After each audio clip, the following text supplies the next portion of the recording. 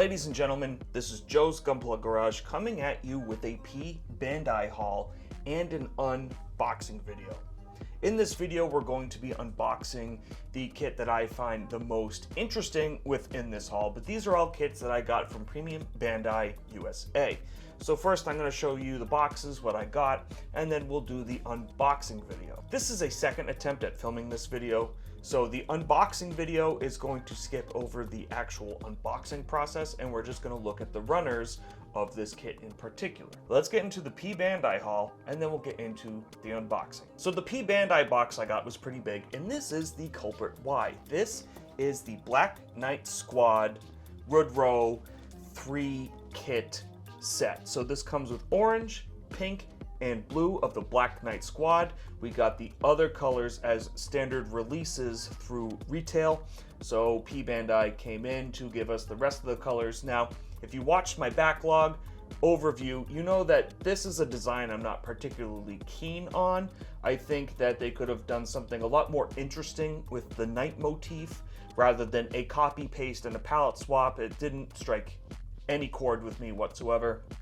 I think if they went with different types of looking armor, that would have looked way better. So these are a little boring in my opinion, but in my never-ending quest to collect one of everything and finish the series off, I had to pick this up. So a little lukewarm on this release.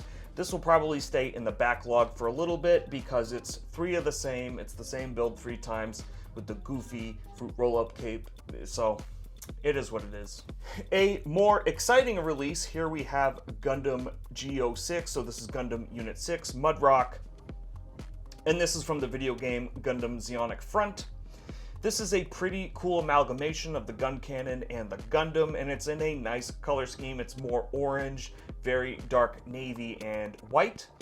I have Zeonic Front, but I have not played it. I have played it on the G Generation Genesis game, and I thought it was pretty cool, so I had to scoop this up. I already have G4 and G5. I painted my own Gundam Unit 3 in 2.0, so this somewhat completes the set. I would just need to get a Gundam Unit 7, which is a retail release. Pretty excited to get this. This was pretty expensive street price the past couple years, and I missed the initial drops, so it was nice to get this for the actual MSRP rather than a scalper price. Here we have the Dra C unicorn version. So this is the Dra C from 0083, but it has the sleeves markings on it, and it's in this pinkish purplish type of color scheme. It's a very, very dark pink, almost purple there in the chest area, and then a lighter pink throughout. This looks like an Angelo Sauper use type unit, however, I don't think it is. What I do like about this box is that it uses line art for the main cover art, which I like that a lot. It's not just the kit, so it's cool to see this from time to time. I know some of the other Unicorn Pbandai kits have a line art cover art rather than a render of the kit itself. The Dra C is pretty rare these days. Even the original 0083 retail release is pretty hard to find, so it was cool to see this. Really kind of waiting on a 0083 retail release because I would like to scoop one of those up for my Stardust memory shelf. Here we have a Gira Zulu Gilboa Sant use. And this is a Gira Zulu in the green colors, but with the heavy equipment backpack that we saw with the Angelo Sauper use from the Guards type. So I'm pretty sure this is just a Guards type, but in green. And it comes with the beam Gatling gun, which I thought was interesting. The Gira Zulu is one of my favorite antagonist grunt mobile suits, so it's always nice to add more to the Gira Zulu army that I'm gonna have on my shelf. Here we have another Gira Zulu. This is the Gira Zulu Kauron use, and this is a more sniper designated Gira Zulu. And as you know me, I love different team type designations. So I love this giant PSG looking rifle. As always with Zeon, we can see the German influence on their designs, for better or for worse. And I do like its extra Sturmfaust salvo that it has here on both shields. This is a pretty formidable looking Gira Zulu. I was happy to also see that this was being printed because this was pretty expensive street price wise, so I'm super excited about this one in particular. Finally, the kit we're actually going to be opening the runners and taking a look at, we have Gundam Burn Lapius. from Gundam Wing G Unit, which is a manga side story that coincides with Gundam Wing. These are the Gundam units built for use by Oz, which we never see on screen in the anime.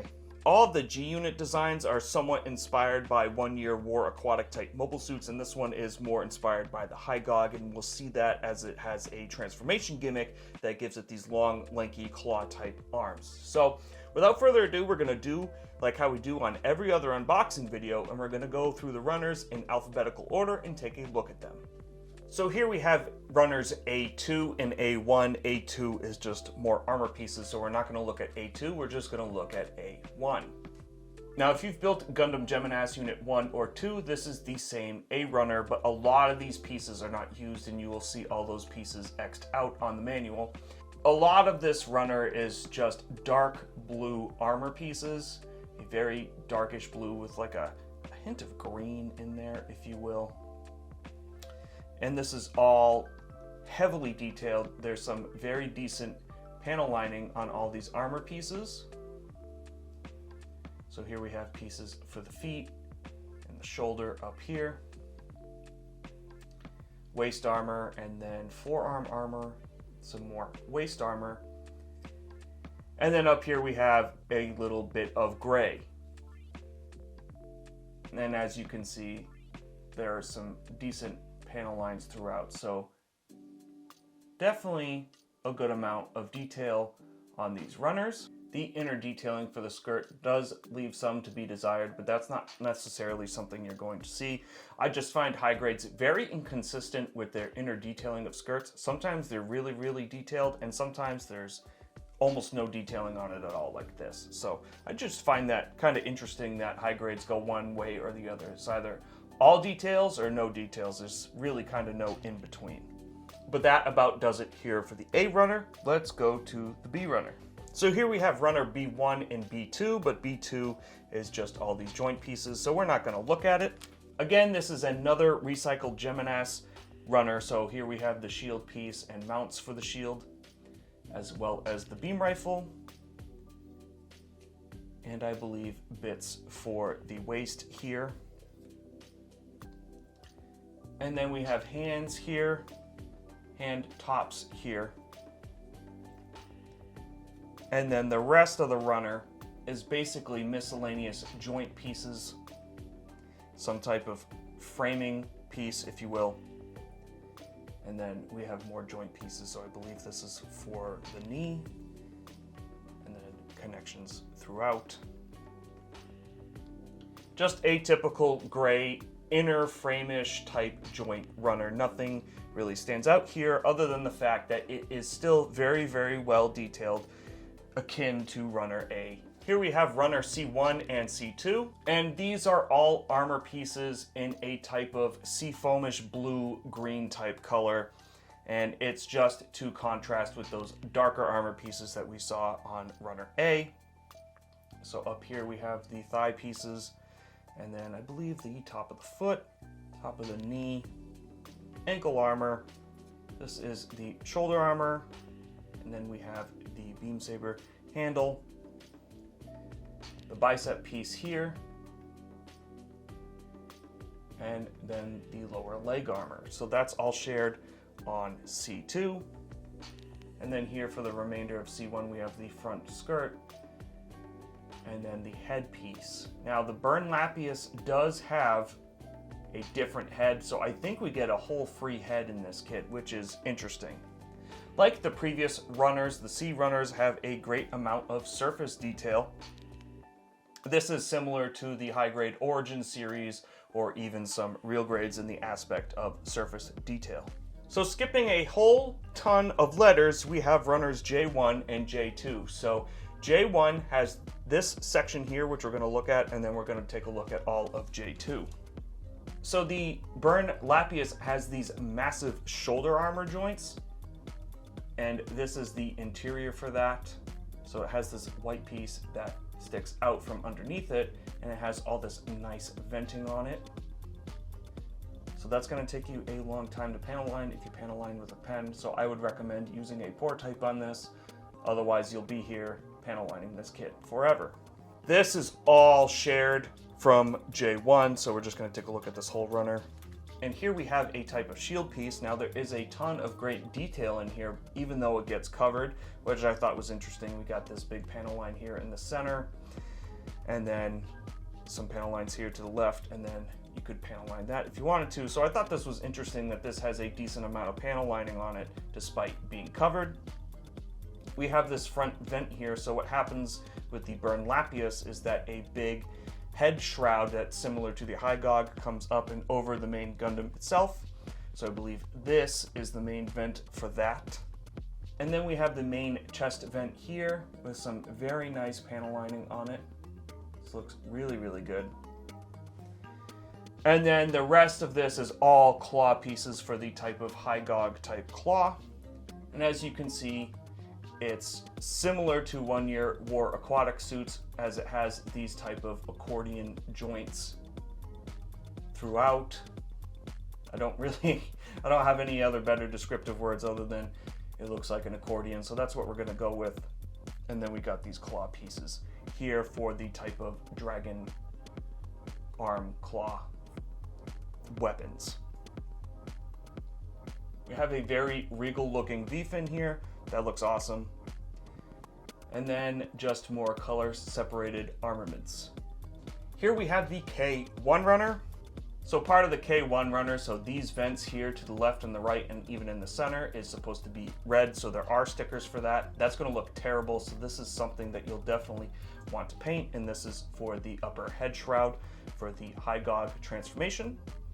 And then this is just joints to create the weapon, which is a type of like claw axe type weapon. And I believe that's probably what all of these joints go to. And then some type of venting / inner framing that has some great detailing on it. So I'm sure this is for the head shroud. Here we have runner K2, and this is the top bluish part for the head shroud. And then this is for the shield piece. And then we have the head chin, and then the head jewel itself.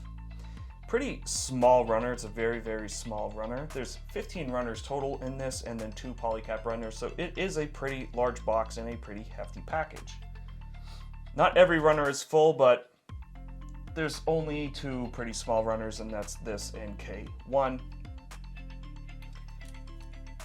Some very good detail throughout this whole kit, but most underneath, there's no detailing underneath on most of these parts. There's also no undergating on this kit. So just keep that in mind as you snip and sand nubs. Here we have the L runner, and this is in that seafoam bluish green type coloring.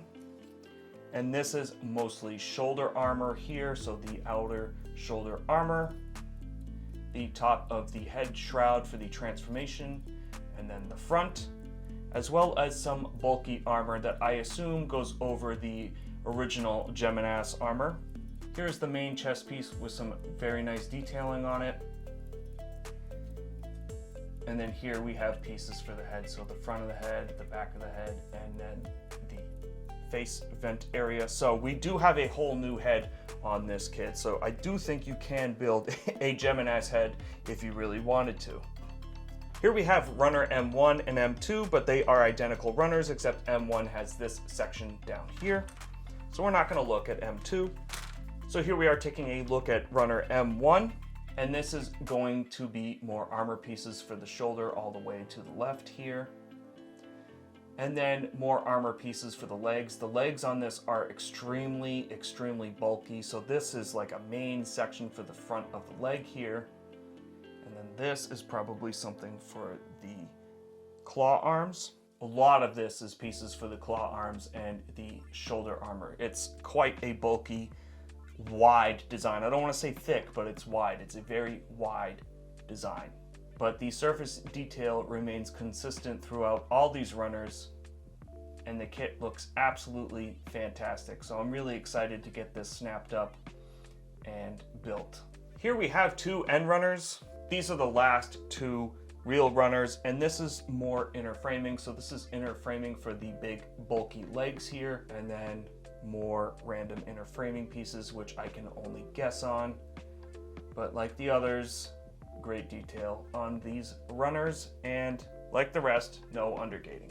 Here we have two pretty standard polycap runners, really nothing to write home about. I have probably a million of these. Lastly, taking a look at these are the color correcting stickers. So here are those red stickers I was talking about for the vents on the front of the chest for the head shroud. And then it looks like we have some gray color separation here for some type of venting. A lot of this metallic orange, which you could easily fix with a marker. And then we have some black here, which you could probably more than likely fill in with a panel line marker. And then two of the seafoam greenish blue type stickers here. These metallic orange pieces are for the claw arms. Lastly, we have these real grade type stickers, and we have a lot of the G's down here, but we also have some decals up here that say Burnlapius.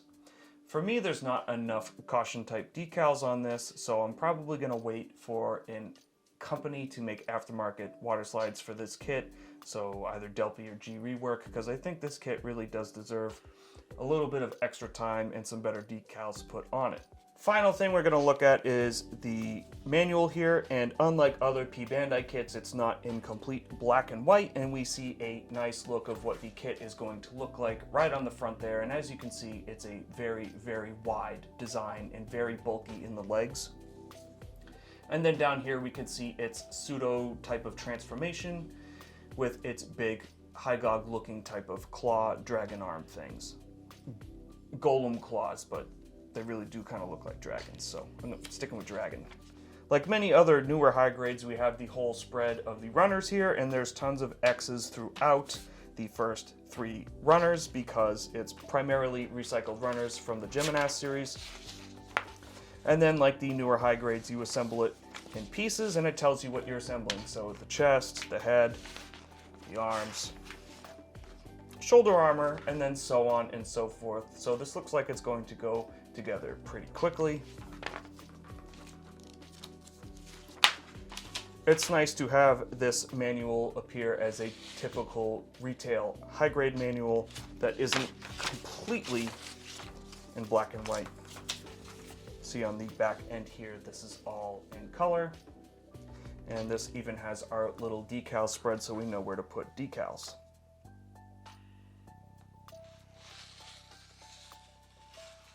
So there you have it. That's the unboxing of Gundam Burn Lapius, as well as my little Pbandai haul. I hope to see you in the next video where we're probably going to either review the Burn Lapius or the Dual Blitz Gundam. I haven't decided which one yet, and I also haven't built either of them yet, so it's kind of just whichever one gets built first, but figured I would probably break away from Seed Freedom because, as you guys have said on my polls, Seed Freedom isn't really gelling with you, and I kind of understand that, so we'll probably review Burn Lapius next as it's a newer release and it's a step away from Seed Freedom.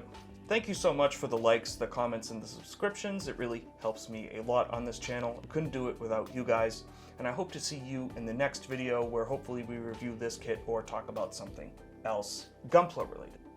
Until then, as always, stay safe, have fun, and happy building.